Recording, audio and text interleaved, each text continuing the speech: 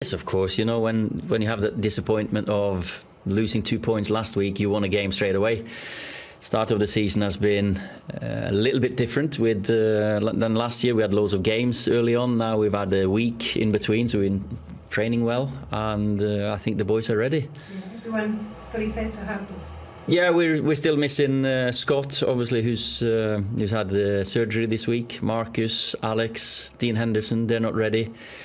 But apart from that, we have a fit squad ready to fight for points.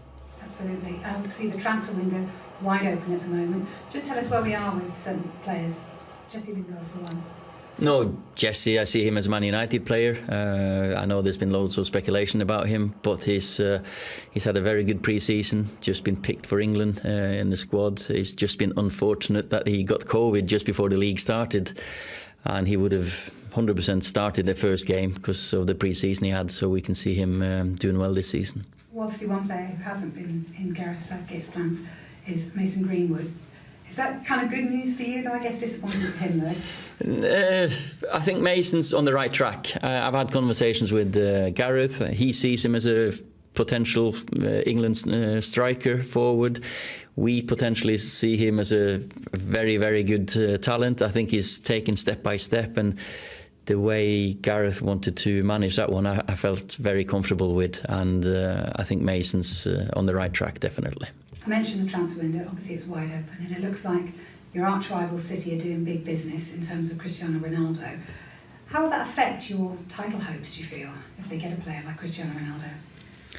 Well, we focus on the ones we have here. Don't want to speculate too much on Cristiano, of course, what's happening there in the press, and I've said many a time with the speculations, you have, when you're at Man United, when you're Messi, when you're Ronaldo, when you're Pogba, Bruno, you have to read a lot about yourself. So let's see what happens with Cristiano, because he's such a legend of this club.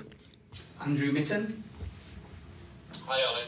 Hi, Andy. Are you happy with your squad now, or does a manager always want more players and more options? Any manager, like Jose said last week, is always looking for a little bit more. But I have to say that the transfer business that we've done this summer, of course, I'm happy. I'm happy with the numbers we have, with the quality we have, with the personalities we brought in. You know, with the atmosphere and the spirit in the squad is really good.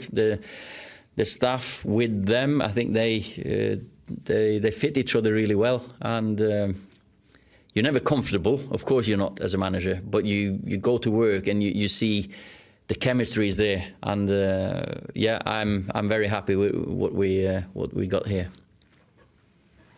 Laurie Whitwell. Hi, Lee. Just on Cristiano, Wayne Rooney said last night that he couldn't see him going to Manchester City, being a United legend. Would United be tempted to try and go in for that one?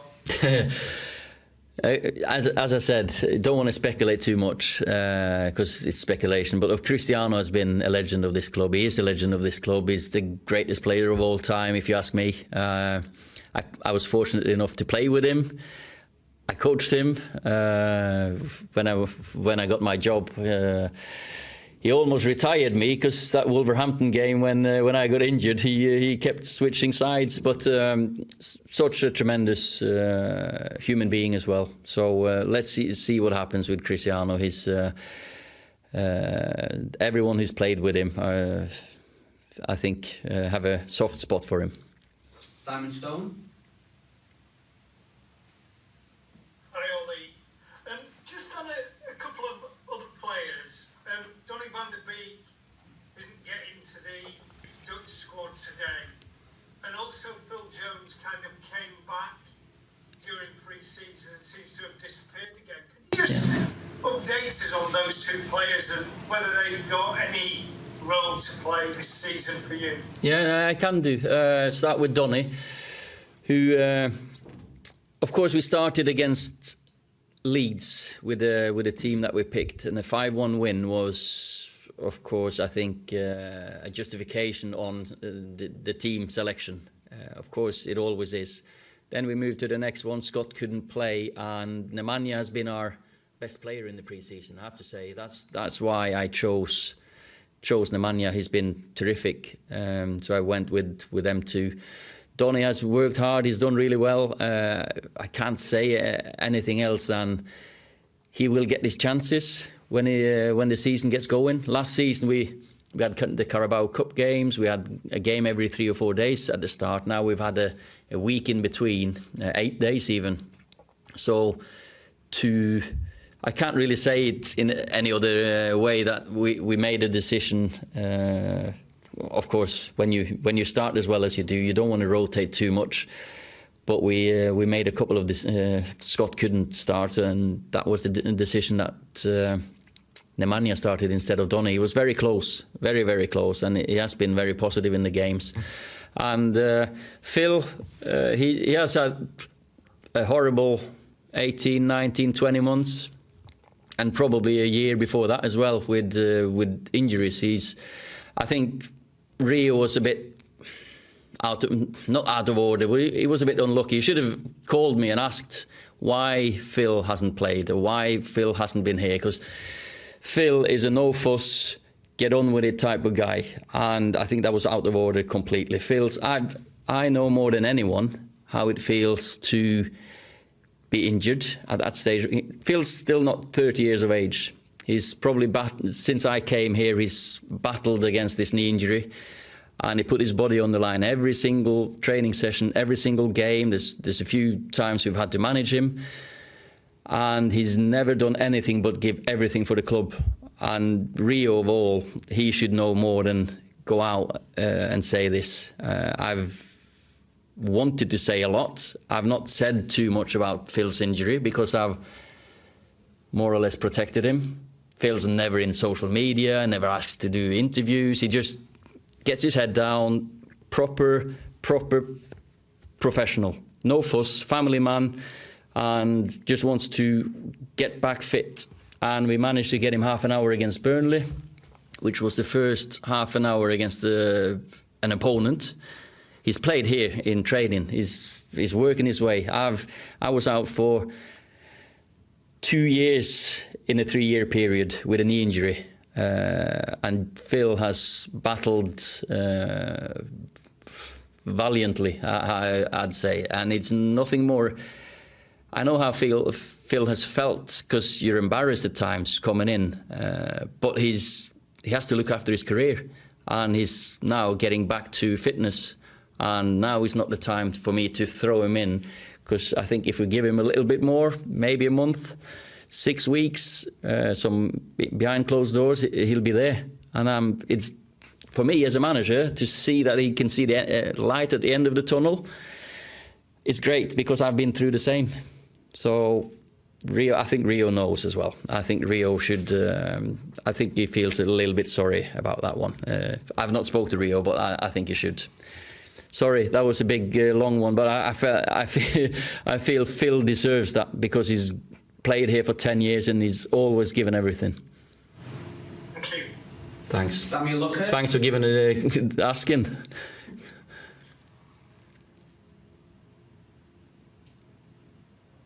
Next one. Hi, Sam. That was it? The audio's not coming through. I'll move on to Damien Spellman for the time being. Hi, Olin. Can I ask about Rafael Varane? How close is he to being involved? And do you see elements of some of the great defenders you played with in your time at the club in him on the training pitch? He is working really hard. When I asked him if he was ready to play, we had an in behind closed doors against Burnley last week.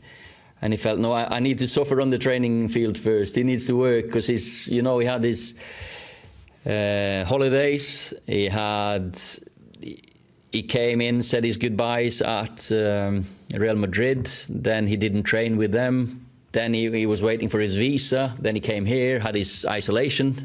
We found him a little garden, a house with a garden. He trained, but he wasn't ready to play. But now he's had a couple of weeks of good training. So and he's looking ever as impressive. He is as a person, as a player. He's got class.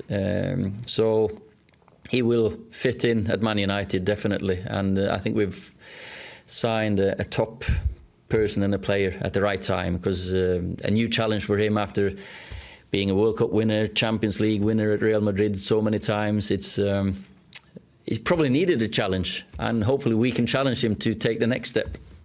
Neil Custis. Hi, Ollie, just a couple.